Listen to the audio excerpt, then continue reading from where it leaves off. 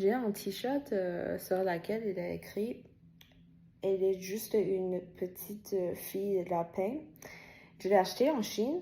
Donc, quand je la porte en Chine, c'est normal parce qu'on parle chinois, tout le monde parle chinois. Donc, s'il y a le mot écrit sur un vêtement en une langue étrangère, ça doit être très full, ça doit être très bizarre, mais personne n'y fait attention parce que c'est une langue étrangère, ça porte aucune signification. Mais quand je l'amenais ici et chaque fois que je la porte, ça me semble un peu bizarre parce que j'ai remarqué que les gens ici lisent vraiment les mots qui est écrit et c'est pour être un peu bizarre si moi, comme une adulte normale, et je porte un t-shirt qui s'écrit je suis qu'une petite fille lapin. Même ici, quand je marche dans la rue et j'ai vu il y a des mots chinois écrits sur un vêtement ou même des tatouages. Et des fois, ça fait rien de sens, ça dit rien, les mots, ou des fois il y a une signification, mais c'est très bizarre ou choquant.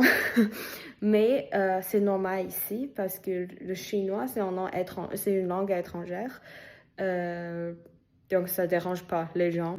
Par contre, j'ai une autre histoire. J'ai acheté un autre t-shirt ici à Montréal et ça, il a écrit en nom italien. C'est une ville en Italie, Amalfi Coast.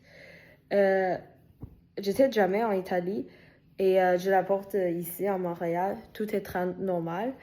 Mais l'année précédente, j'ai passé une petite voyage en Allemagne et plusieurs personnes m'ont demandé Ah, t'étais en Almaty? Est-ce que c'est un souvenir de cette ville en Italie? Et j'étais comme non, j'étais jamais là en fait.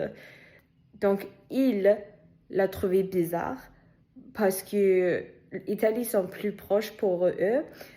Et c'est comme pourquoi j'apporte un souvenir de t-shirt de Almaty si j'étais jamais là.